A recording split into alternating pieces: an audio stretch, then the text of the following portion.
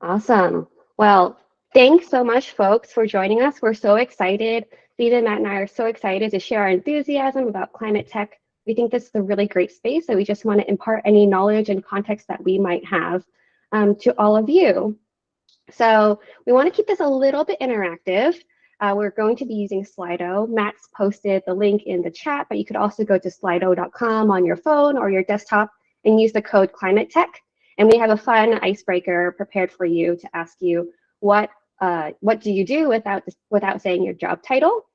And while you do that, I'll give a quick intro on me. My name is Kristin Au. I've been designing for the past 10 years, building products for companies like Quora and Slack and Watershed. And most recently, I now work independently, helping build momentums on small early stage teams, mostly building products 0 to 1. And then outside of the quote unquote office, I write a design newsletter called Detach Instance, where I really think about how to help designers thrive in the workplace. So that's a bit about me, and I will dive into this Slido to read what y'all are writing. But without further ado, I want to set some context on why climate tech exists and what it's all about. So it's centered around the climate problem, and maybe some of you are thinking, well, what exactly is the climate problem? So let's kind of reset and get on the same page. I'm going to give a really brief overview, starting with this is our world, and there are a lot of things happening on our world. We have trucks, we have cars on the road, we have buildings that need the lights turned on. You got to go grow food for all the people that are in this planet. And all of these things require something to power it, right? It requires a lot of energy. But the interesting thing about energy is that the more you have means you're also empowering us to have more cars on the road, more buildings, more lights, more things that need to be powered. And so it's kind of like a never-ending cycle of wanting and needing more and more energy. The thing about using energy is that it has a harmful byproduct, aka greenhouse gases and carbon dioxides, which aren't super great for the world.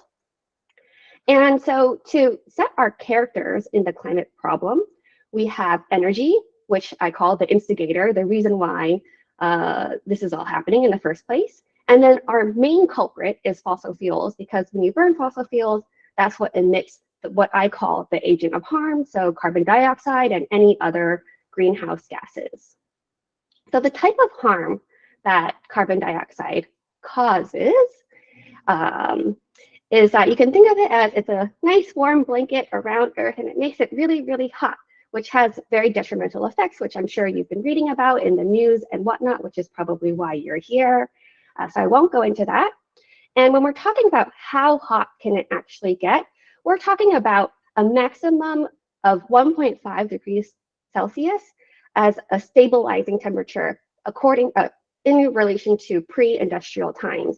And for context, we're at about 1.1 degrees C. That's what I saw the last time I checked. And this 1.5 degrees C is something that's a consensus number by the IPCC, which is the Intergovernmental Panel on Climate Change, basically a group of really smart people and scientists sponsored by the UN. And so when you're thinking, okay, so we want to stabilize at 1.5 C, what does that mean for our greenhouse gas emissions? So this is a graphic I snagged from the New York Times. You can follow this black line. This is what we've been doing historically. And you can see we are on the rise. And this blue line area is where we want to go. So you can imagine that we have to make some changes around here, which is exactly why we're talking to you about climate tech today. And so when we're thinking about the surface areas that exist in climate tech, we're really thinking about all the things that you can do with energy and the opportunities afforded there. So when you're sourcing, storing, and using energy, how can we be more efficient, use less of it, or use it from more clean sources? And the last piece of context I want to provide you on what the climate problem is understanding the ROI of working in different sectors. So these are the sectors in America and how much they contribute to greenhouse gas emissions according to the EPA. I snagged these numbers maybe a couple months ago, so maybe they're slightly off. I think they're right. But you can see, for example, transportation at 28% is the largest contributor. So trucks, planes, driving, et cetera. And then the smallest contributor is agriculture, clocking in at 10%. So that is the climate problem in a very short, short glimpse. And with that, I will pass this off to Matt. Yes, and I have 10 minutes, right? Roughly? Yeah. Okay, I'll try to Roughly, zoom yes. through this all. Hey everyone, I'm Matt. I'm really stoked to be here and be talking about climate. Next slide, please. So this is sort of how I viewed my life for a while, 2 separate tracks. And I was working at a few companies and finding ways to convince myself, like, I like this, video games are cool, transportation is cool, stuff like that. On the other hand, in my personal life, I found myself spending more time in nature, doing hobbies that I love, like skiing, surfing, backpacking, etc. And I would say a few years ago, I found myself living in cognitive dissonance, where I was skiing in the mountains every winter, and then I would see these headlines of forest fires or droughts or severe tsunamis, things like that. And it felt weird to me to find myself enjoying and benefiting from beautiful nature, and yet I see so much destruction going on in the world. Kristin, can you go through the next couple?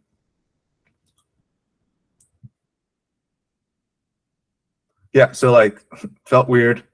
And then I would say at least I would say last year I spent a lot of time thinking about like, what do I want to do next?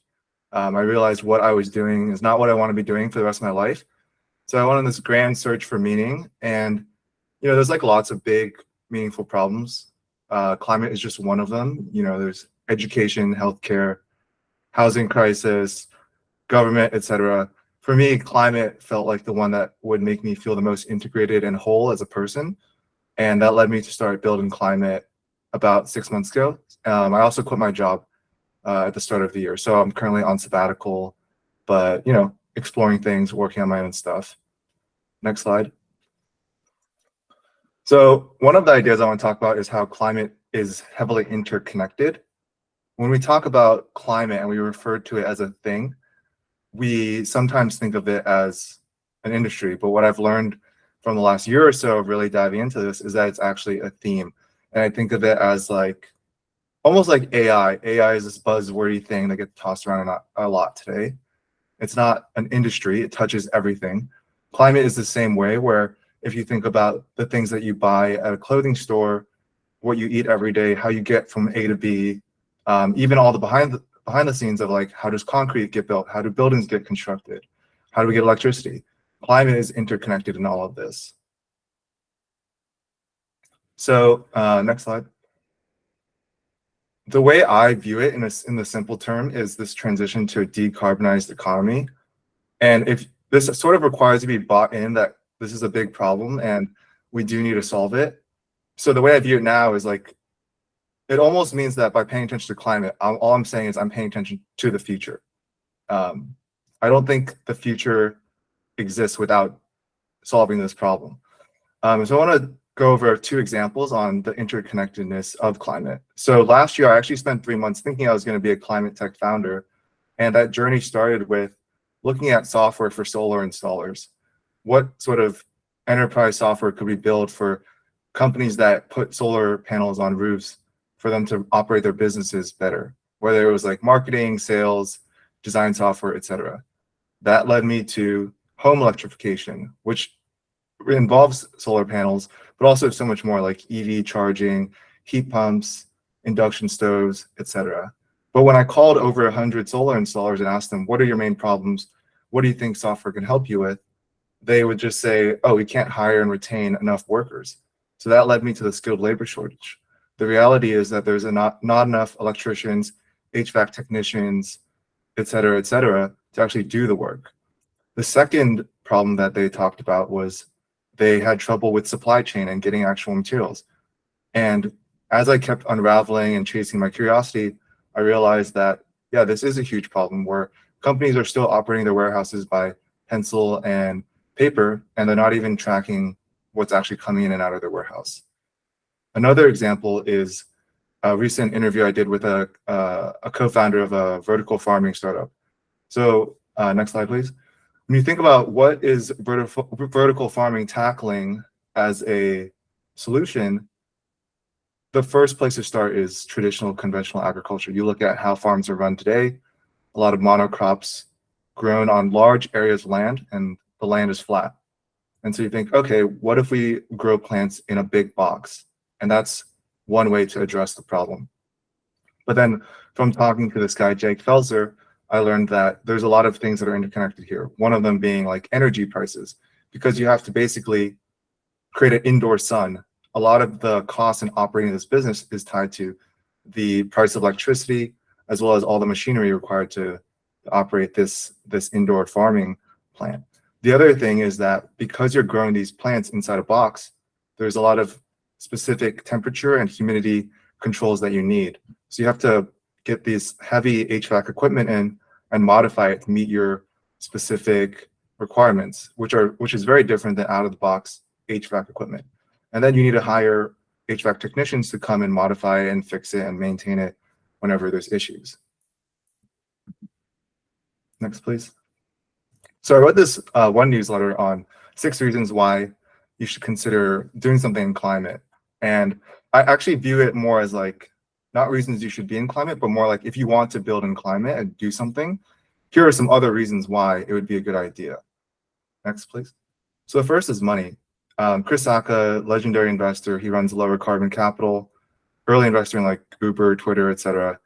He has a very strong take. He says climate investing is recession-proof even without the IRA, the recent bill that pumps billions of dollars in.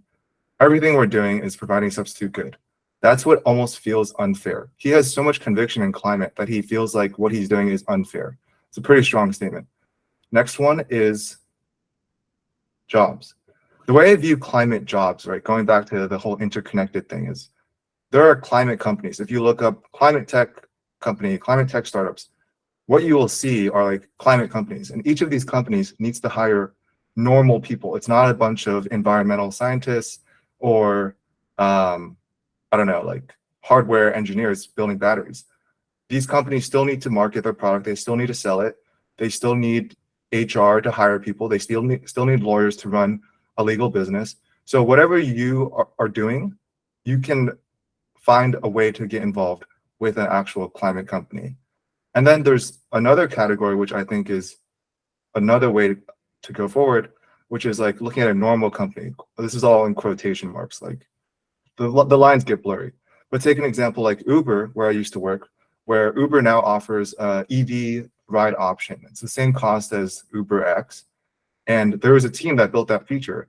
And then through the ranking and also just a lot of fancy marketplace dynamics, they're able to surface that ride option and nudge users towards taking more EV rides. So that's just one example. And there's a team at Uber that does that, but this also applies to large companies like Facebook, Google, Microsoft, etc. The next one is, I think, growth. This is a really complicated chart on solar and how much solar has been added over the last few decades.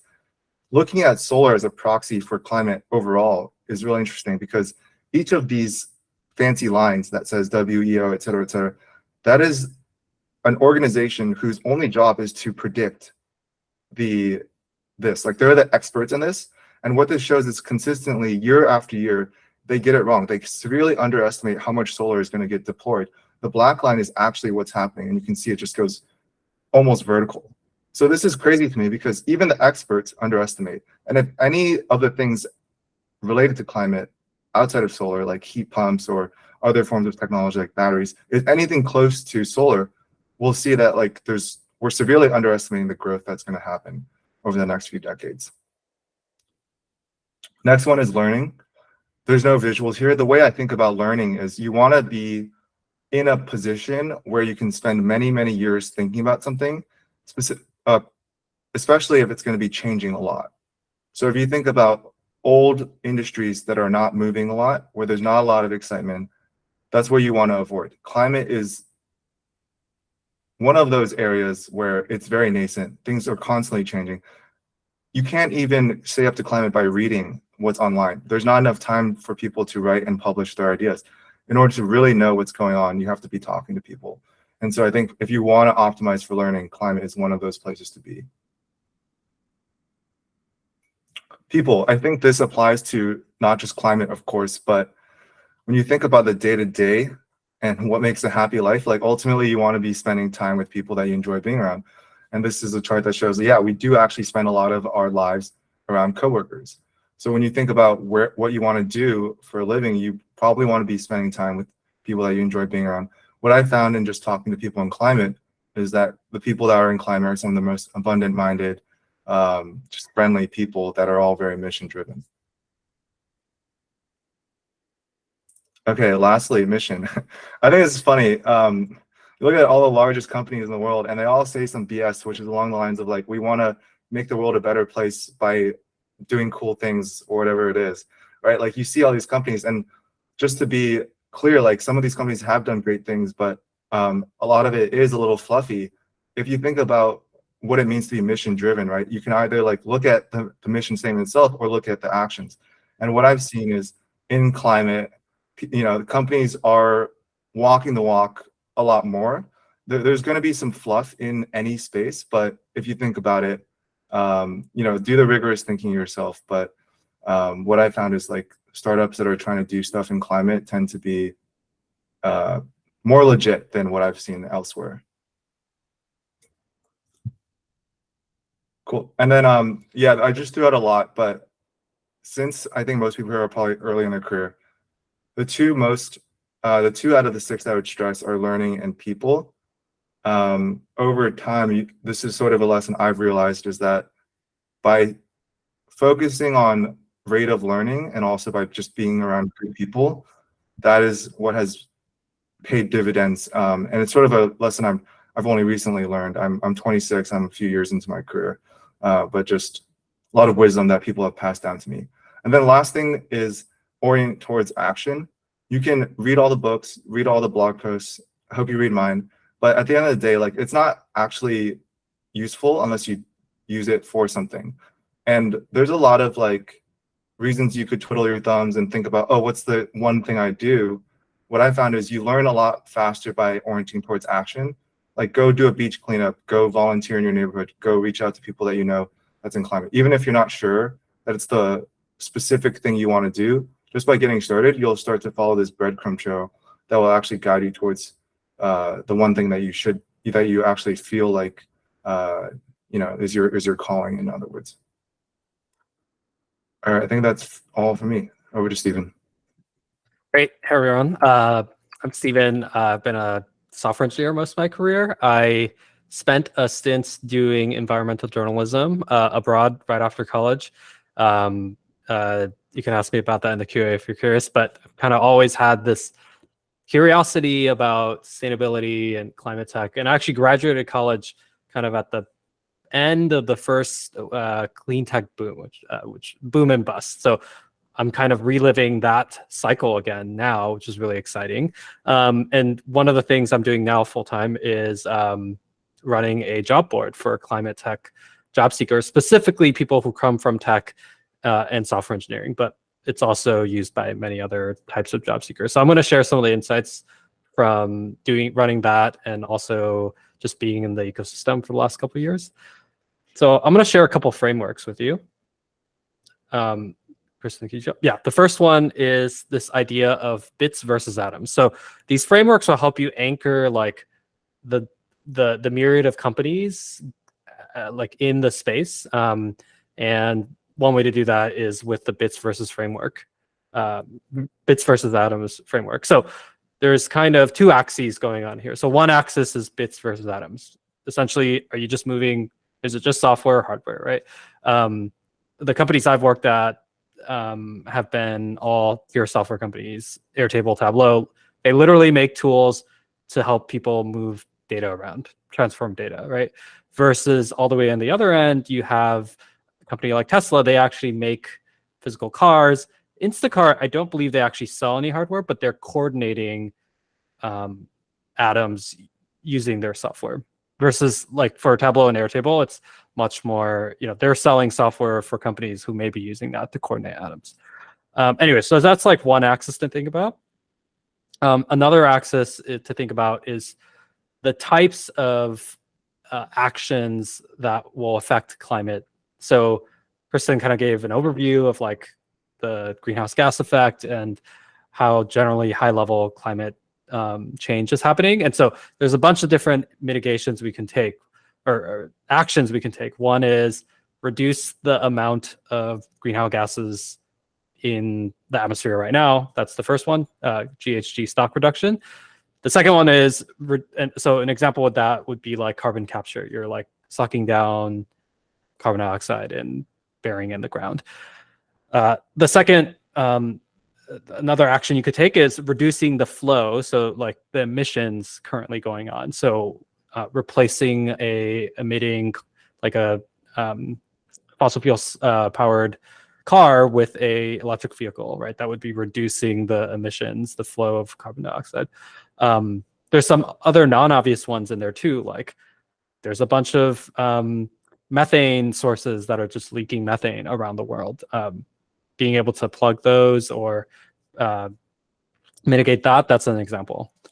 Another thing to think about is we kind of baked in some warning, climate change already for the next couple decades. So how do we allow people to adapt to that? For example, New York City is thinking about building these seawalls around to prevent, as the sea level rises, to prevent flooding, right? So that's another example of an action we can take. And then I kind of have a catch-all bucket called enablement. And yeah, so if you put these two together, you can make a chart and kind of see where the various spaces of different companies and also the categories of companies land. And we can go into, I won't go into the details here, but essentially each blue box is like a category and each gray box is the name of a company. And actually I wrote this blog post with a bunch of other people from this community called My Climate Journey about 2 years ago. And if I were to refresh this, it would be like, there'd be like 5 times more companies and be like way bigger. So there's just a lot going on here. So as someone who's investigating this space, and especially for most of these folks in the call, you're probably coming from software heavy companies, think about the companies in the first or second column, moving bits or bits coordinated atoms. These other companies, moving atoms, they also need people with software talent, but especially if you're earlier career, it's helpful to like kind of align your skill set what is most critical in a company. And there's always exceptions and stuff, right? But there's already a lot going on in the moving bits and bits coordinating atoms columns. And just to reiterate, I think a lot of people think about climate and they just think, oh, it's probably like we building more Tesla, building solar panels, whatever. To tie back to what Matt said earlier, that is just one part. The moving atoms is just one part. There's all this other, like, just look at the number of companies here, right? Like, let's say this was a representative sample. Like, more than half of the companies are in moving bits or bits coordinating atoms. Cool. And you can read more. We'll post the link in the chat. Okay, so that's one framework, bits versus atoms. Second framework, Project Drawdown. So Drawdown is essentially this nonprofit that a few years ago did really, really deep investigation and came up with like a number of solutions. I think it's in the tens, like high tens, like probably 50 to 100 different solutions, along with what the greenhouse gas impact would be. So that those two numbers on the right are gigatons of CO2. And so essentially, the higher the number, the more impactful that problem is. And so you can, as you investigate this space, you can kind of think about just these drawdown areas as well. There's some really non-obvious ones. I won't go into the details, but essentially one of these drawdown, if you sort by like the number one, like the highest impact action to take, it's not intuitive. I don't think I've had anyone ever guess this correctly. It's reducing food waste is the number one area. And obviously it matters like how exactly you like cut the boundaries here, but just a really interesting framework to think about. And if you go to this website, they'll also have deep dives into each of these. Cool. Next slide. So I'm going to give you some examples of companies that are listed on Climate Tech List and like what area they correspond to. So one is Next Era Mobility. They were a startup acquired by a large utility called Next Era Energy Resources. And so they make software to help fleets, essentially commercial trucks, electrify their fleets, electrify their vehicles, and also kind of analyze existing electric vehicles. So I have an in-depth profile on the website. You can read about it. I'll post the link later. Another example would be Lumen Energy. So they make software to help commercial real estate owners buy clean energy, either like retrofitting their building or like installing solar. I think they're mostly focused on installing solar right now at buildings or buying solar from a third party. And this is tied to the drawdown area on the next slide. Yeah, sorry, I think I got the slides mixed up. Anyways, this is tied to another drawdown area. So just thinking about the kind of drawdown areas here I think is a really good framework to think about. Cool. Next slide. Yeah, go ahead. Okay, awesome. So now that you know what the climate problem is, Matt's convinced you to work in climate tech, and Stephen has told you about how there's so many different companies that you can work at. Let's take a look at what these products actually look like. So as we mentioned, there's just so many different types of products out there. Really what I'm drawing on are the different types of themes that have emerged in climate tech. So the first area that I'm thinking about is how we can empower organizations to take action on their carbon emissions. And I'm going to be talking about two specific companies, Persephone and Sweep. And both of these are considered carbon accounting software. And what that means is, okay, let's take a look at Persephone's. You have a dashboard of what the carbon footprint of that company is. So basically, these companies help you measure and then show you what's your total carbon emission, as well as what are the different sources within your company that are emitting these, so that you can really like dig into the data and look at, excuse me, look at what's emitting carbon and maybe start to think about what you can do about that. So carbon accounting software, there's a lot of different kinds. Persephone, for example, they target finance companies, specifically looking at, hey, let's look at your portfolio of companies and look at their climate risk as compared to how much you have invested in them. And then maybe you can make some decision around if you want to invest more or you want to invest less, or maybe you want to help that company, help one of your portfolio companies change their actions and whatnot. So that's Persephone's kind of spin on carbon accounting software. Let's see, let's go here, whoops. And so when you're thinking about, okay, I have my organization's carbon footprint, how did I actually create that footprint? So there's a pretty lengthy and kind of tedious measurement process that you have to go through in order to measure exactly what are your carbon output. The way Persephone does it, on the right-hand side, you can see they have a list of categories that you can check off. And they're basically saying, okay, let's look across your entire business and see what does business travel look like. And then you enter that into their platform. And you can see, even if you kind of squint here, let's take a look at this first box, stationary combustion equipment. It requires 59 records and 89 requests. And even if you don't know what requests and records are, it kind of sounds like a lot, and it is, because you have to sleuth through financial data, figure out like the history of your activity, and then you have to do some hard math to actually figure out how does my activity and my my finances convert to tons of carbon dioxide emitted. So it's a pretty lengthy process. Now let's take a look at Sweep. So Sweep is actually based in Europe, but they also do carbon accounting. And this is their measurement product. And I wanted to bring them up because I thought they had a pretty sweet human-centered way of doing measurement. So as compared to Persephone, which looks at a type of emitter across your entire company, the way Sweep does it is actually they have you map out your departments in an org chart.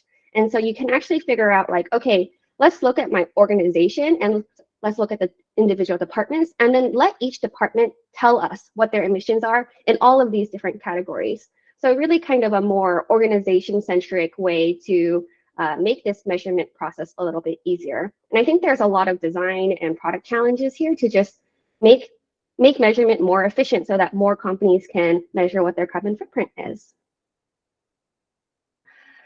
So once you have your carbon footprint, the idea is that it's kind of like a progress report. You want to do better over time, aka reduce the amount of carbon that you emit. So a lot of carbon accounting software, what they have is a reduction tool. And that's really a modeling tool. So you see there's kind of a graph, there's kind of all these levers you can push and pull to really figure out what is my ideal outcome at say like 2035. Do I want to be net zero? And can I achieve that? And what do I need to do to reach this goal that I've set? And then try to dial that back to a feasible goal that you can meet as an organization, just based off of what you change and what you can change about your business practices. So that's that on carbon accounting. The next example I want to talk to you about is marketplaces. So essentially connecting organizations to climate investment opportunities. And what does that exactly mean? So one thing that was came about recently is the Inflation Reduction Act. And what that has afforded is it's allowed clean energy developers, so like wind farms and solar plants, now they can sell their tax credits to other organizations so that they can pay less taxes or get a little tax break, right?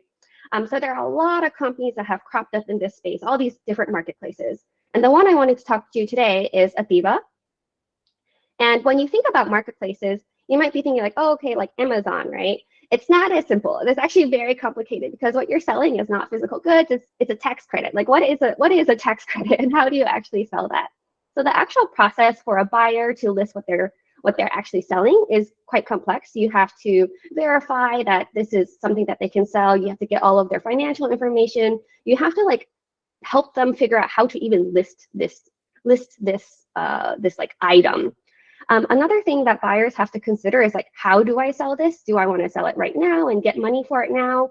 Or maybe I want to do some type of auction. That way I can get a better price in the future. So just because it's hard to exactly value a tax credit across all of these different customers of theirs. Then on the seller side, same concept where it's like, well, what am I actually buying? You have to provide a lot of information to make this feel a little bit more tangible and like show the value that they get out of buying a tax credit. So I covered 2 enterprise-y examples. The next one I want to talk about is more on the consumer side. So specifically, how can you encourage American households to move from gas to electric, which is great in the books of climate change or addressing climate change. And the company, or actually the organization I'd like to feature is called Rewiring America. And they're actually a nonprofit organization. And one cool thing is that they had a hand in drafting the IRA, that thing that I talked about, that legislation I talked about earlier, which I think is pretty cool. And so recently they came out with their first product, and it's a savings calculator. So making the bid to the average American of, okay, now that the IRA has passed, what does that mean for you financially? So kind of enticing people with money. So you have this little form that you can fill out, and then you can hit calculate, and you actually get a monetary amount, some estimated monetary amount of what you'll gain by potentially taking climate positive actions. And there's a lot to understand about the things that you have to do to reach this 17K that I've randomly calculated. And it's a lot for people to understand. So what Rewiring America does is they list out what these options are, which ones are available to you, what they mean. And then say like, I'm interested in installing a heat pump, but I have no idea what a heat pump is. I don't even know how to get started. They really make it their job at Rewiring America to make this really easy to understand for you and kind of help you like sleuth, like, okay, what does it mean to install this? What are my upfront costs? How long is this going to even last for? So that you can start motivating people through education to start taking some action. At least they have the information to proceed forward. So those are 3 examples of different surface areas. There's a bunch more, but hopefully that gives you a little bit of excitement to pursue product surface area in climate tech. I'm going to pass this back to Stephen for some resources you can look at. Yeah, so there's just a ton of resources out there. I'm just going to highlight a few of them. Yeah, there's many more. And I think one thing to think about when you look at these resources is try to like follow the web of links, right? So this resource may link to the other one. Just try exploring and seeing ecosystem for yourself. I think there's actually a huge opportunity in doing this kind of aggregation work, which is what I'm trying to do with Climate Tech List. And Matt's been doing a really great job in synthesizing information for company founders themselves. So that's also an area I would probably put that under enablement under the bits versus atoms framework. So the first I'll show is the website I've been running, Climate Tech List. So this is actually started as a side project for me. I was working full-time at Airtable, and I just had a lot of friends who were interested in climate tech, and they knew that I was doing some angel investing in the space. They kind of asked me, hey, like, you know, what company should I join? And I found that most of them after a few weeks just kind of like got overwhelmed with the information out there. Because if you look at a lot of these company websites, they're not really tailored towards job seekers, and especially not job seekers who don't come from like existing energy industry or agriculture or whatever. So what I started with was just in-depth profiles on like 20 companies where I would interview each of them and just ask about what the company do, what's the climate impact, why is software important to them. And since then, it's kind of expanded as I've found people find jobs through it. So check out Climate Tech List. Next slide, please. Matt has a really good newsletter, as he mentioned, Building Climate. I think he has these deep dives into each of these. They're not quite like the drawdown areas, but you can kind of think of like one area in the climate landscape, right? And these kind of deep dives, there's a couple other newsletters who do like adjacent kind of things. So it's a really good way to kind of focus on an area if you're curious. If you're like, oh, I'm really interested in lab-grown meat. Okay, well, you should go read that specific article. Next slide, please. Climate Tech VC has been around for a couple of years. They're probably like the most popular newsletter for investors. What they mainly write about is what deals are happening, and they branched out and are doing analysis into the actual, you know, decarbonization pathways or whatever. I would think of them sort of like Crunchbase for climate tech, or like PitchBook for climate tech. Next slide, please. Sorry, I forgot there was not. Go back, please. There's a bunch of other resources as well here. So there's, I didn't go into them, but Climate Base, Work on Climate, MCJ Collective. I'll post the link in the chat. I actually have an in-depth blog post about like sort of all these resources. One kind of unique thing in climate is because everyone's sort of like more has a collaborative spirit towards this common problem. There's a lot of Slack groups where people just kind of help each other for free. But the downside is there's a lot of Slack groups. So it's kind of a skill set to learn, managing these Slack groups. But MCJ and Work on Climate are two such Slack groups. Cool. And you can connect with us on LinkedIn here, and we'll probably be publishing the slides or a recording later as well. Awesome. Well, thanks so much for joining us. I'm going to take a look if there are any questions in the Slido. And if you don't have any questions, or if you have a question and you haven't put it into the Slido yet, definitely drop it in. Taking a look. I see a comment. I don't know if that's a question. Or you can just chime in, and if you wanted to ask us anything, we are here. Yeah, I'll answer the last two questions in the chat. So the last one, what is the website about industries impact climate the most? You're probably thinking of Drawdown Solutions.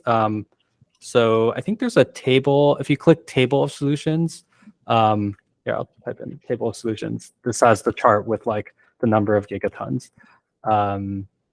Each one, and again, this is gigatons if you like completely address the problem, right? So some of these problems are really hard.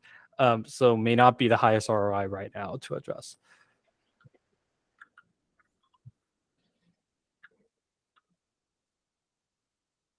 Cool. Anna asks, how have you developed specific interest areas in climate based on past work and curiosity for the space? I can start real quick. So Tableau and Airtable are both like data tools.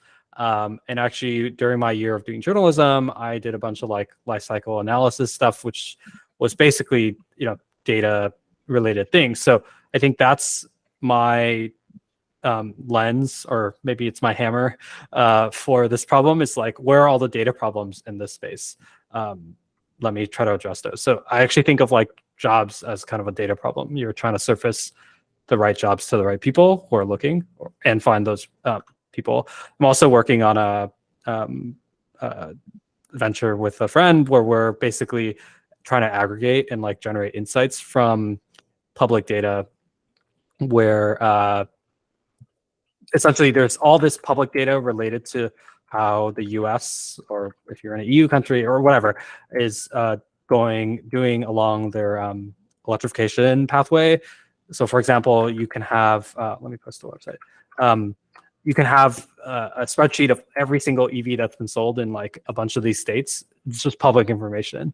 But it's not really consumable by the people doing the decarbonization, right? If you're trying to sell EVs or build EV chargers. So we're kind of exploring some ideas along that space. Yeah, I can also speak kind of on my experience. So I've mostly worked on consumer side, and I'm kind of more recently am on the enterprise side. And I kind of like switched over because my brother-in-law, he's like a professor in environmental law or something like that. He doesn't recycle, and he was very much like, oh, what you can do as an individual is just like not real. And that kind of got to me for some reason. So that has mostly informed like where I spend time is on the B2B side. And also mostly working in really the software, so the bits side. A really common space to start is carbon accounting, because that is just frankly like a really impactful type of product, and it's also very obviously climate tech. I think as I worked there and then was learning more about the climate tech space through ADPList and Building Climate, basically all these resources that we've shared so far, it made me really think, okay, we're doing all these things like move bits around, but to actually combat climate change, something physical really needs to happen. It's a really like physical change. And so now I'm actually more in the space on bits coordinating atoms, so software that that has some implications on the built world and physical infrastructure. So kind of thinking on like, how do you expedite thinking about things like, how do you expedite building permitting so that people can retrofit their residencies, or how can you electrify more trucks or get trucks to be more efficient on the road and whatnot. Yeah, I can touch on this as well. I think I'm still figuring it out. What are the specific areas I'm interested in? And that's why basically the format of my newsletter is every 2 weeks I pick a new area within climate, learn as fast as I can for 2 weeks, and then move on to the next thing. So I wrote one on synthetic biology and how we can program bacteria to do things that we want that's good for climate. Did it for 2 weeks, interviewed the co-founder of Ginkgo Bioworks. Probably not going to write about it again. I'm moving on to other things. Right now I'm working on one about money and how financial incentives play a huge role in climate. The next one after that will be food waste. The one after that will be something on tax and policy dollars and opportunities there. So I'm still figuring it out, but I agree with Kristin that it is a physical problem, and I'm drawn to things that are like just more tangible. There's quite a few blockchain companies out there at the intersection with climate. I think most of those are BS and fluffy, open to being proven wrong. But yeah, I think this goes back to what I said really briefly on orienting towards action, where it's like the tip of the iceberg, and then you start taking a step forward and you realize, oh, there's actually a ton of that I don't know. And then you take another couple steps forward and you realize, oh, like over time you start to develop your own taste. And that's actually what I touch on in the most recent newsletter, where I say like, you have to learn and do this stuff yourself, and over time you'll start to form your own beliefs. One of the interesting things I see in climate is that there isn't consensus. It's not like we all agree, the three of us, on everything. It's actually useful, because if we were all just agreeing on the same thing, then that doesn't get us to like the truth. We're just singing Kumbaya together. Just to tag really quickly to what Matt said. I used to live in the Bay, so we've all kind of been in the like Bay Area ecosystem. And I would say like 2 years ago or a year ago, there was this kind of running joke that you have a software engineer in San Francisco who wants to like work in climate. So the first idea they come up with is, let me make a personal carbon footprint calculator. Okay, well, actually, that's not that impactful. Let me do a corporate carbon accounting platform, right? Not to say that's not important, but it's just it's just like the default thing people think of, that I think doing the research to like look at the other areas is super valuable. Like if you're trying to even just not worry about impact, just trying to build a successful company, you don't want to be building where like everyone else is, right? And in climate's kind of nice because if other people aren't working on this area, that means it's a higher impact area as well. Okay, let's get through these other questions that I see on the Slido. The first one, it seems like many climate startups are looking for more senior candidates. How would you recommend entry-level candidates or career changers to stand out? I'm wondering, Stephen, if you have any advice here, since you do a lot of like job matching in this space. Yeah, there's actually, it's kind of hard right now because especially, okay, well, I will say in the software space, if you're like a PM designer, software engineer, that's really hard right now. We're probably in the worst labor market for that in like 10 years, maybe even 20. But that will pass and it will pick up again. So right now, what I've been advising people to do is like focus on the skill building. Like you may not be able to find a climate tech company as your first job because a lot of these early stage startups want senior folks. That's okay. You can do stuff in climate either through like policy advocacy. There's a bunch of nonprofits in that space. I'll post in the chat that are really good, or just doing some writing on the side, right? And really focus on building those skill sets early on, I think is my advice if you can't find a climate tech company. If you are in which I don't think many people in this chat are, but if you're like an electrical engineer or hardware engineer or mechanical engineer, those are super high in demand right now because all of these companies want to build physical, or a lot of these companies are building physical things, and those are labor submarkets that have not been really impacted. Yeah, and just like to add on, I would say like doing a lot of reading and understanding of the space, like what Matt was saying earlier, is there's just so much stuff changing all the time that it's like you got to keep up. And what I found in these like climate tech, quote unquote climate tech companies, is people are very like involved in their communities, very involved in what's happening, and they care about it really passionately. And so if you want to have a conversation with these folks, what better way than to also understand the space yourself? So following what kind of legislations are happening, what's happening around in the world, reading up about like what is a heat pump, how do you install one, etc. Awesome. Let's move to this next question. I'm just going to go ahead and read it. What projects do these climate tech companies, both on the bits and atoms side, look at? Yeah, it depends a lot on the job role. I'm not sure I really understand this question. If you ask this, you can chime in or put it in the chat what you mean by there, but I'm going to move on to the next one. I think we covered a bit about just like the diversity of projects that climate tech looks at. Stephen featured like electrification of trucking, as well as like building retrofitting. And then I was kind of featuring carbon accounting and marketplaces and education. So hopefully that gives you a little bit of insight. How should we approach this climate tech field as entry job level seekers, like skills and projects, because it is just another field in comparison to big tech? I think we answered that one. Stephen, what do you think? Matt, I don't know if you have any additional things you want to add there. I'll take a stab at it. I think it's, yeah, like Matt said, climate's a theme. It's not really like, it's not, so like big tech is not even an industry, right? That's just like some stock pickers decided these are the big companies that we want to invest in. That's how FANG came about. And they obviously do a variety of different things, like hardware, software as well.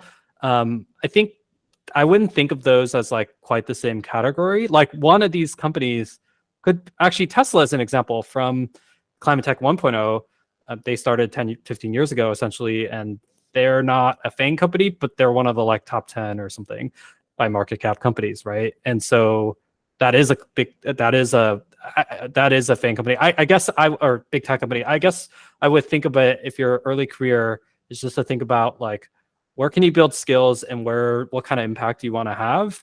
And it's ideal if you can do both at the same time.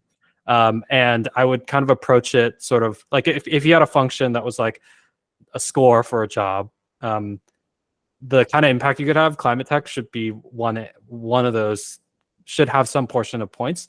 But you should still be evaluating, like, is this company going to be, will it be viable? Does it have a viable business model? Like, just like you would evaluate any other startup. And there is a huge variety of company stages right now in climate tech, right? There's all the way from Tesla to, like seed stage companies are popping up every day.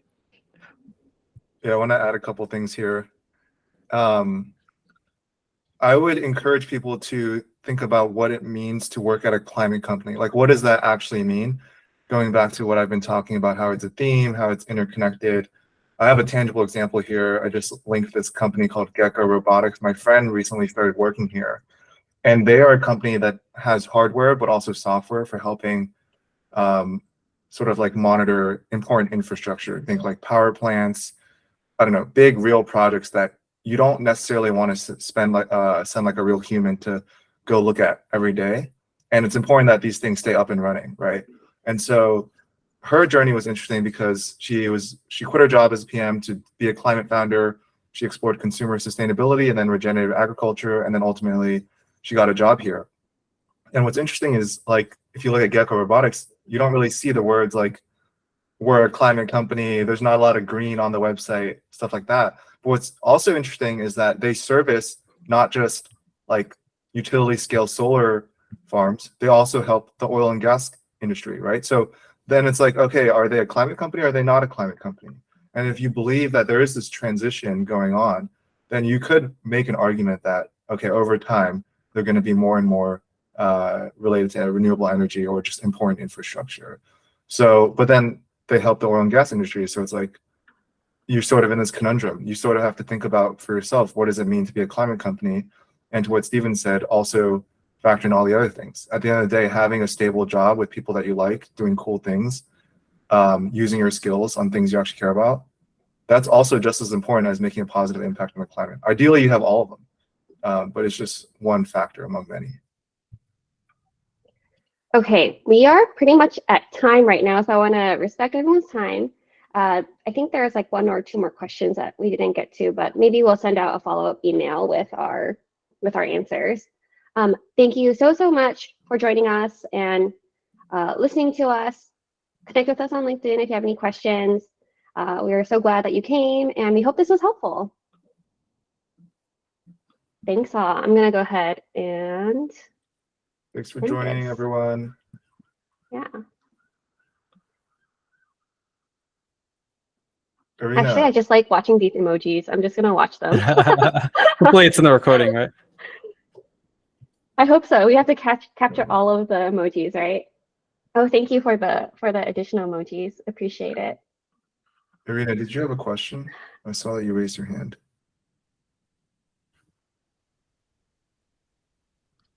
You can raise your hand in Google Meet. Okay, yeah, I'm going to stop. I just did it. Oh, okay. No worries.